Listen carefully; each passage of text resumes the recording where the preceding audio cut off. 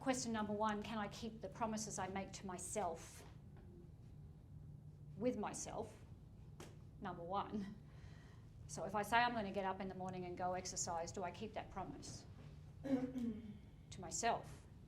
Then can I keep the promise that I'm making to the world out there? Can I keep that promise? And the act of that, I mean, I go back to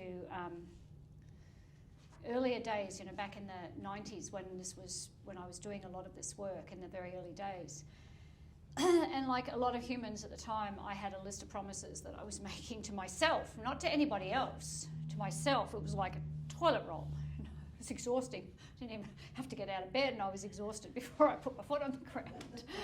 All the things, and I realised that it was just a game, and I didn't trust myself at all. How could I trust myself? I wasn't doing any of it, and so, but it was also huge. How could I do all of this stuff?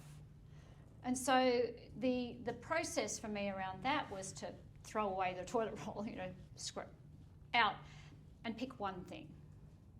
Just one thing.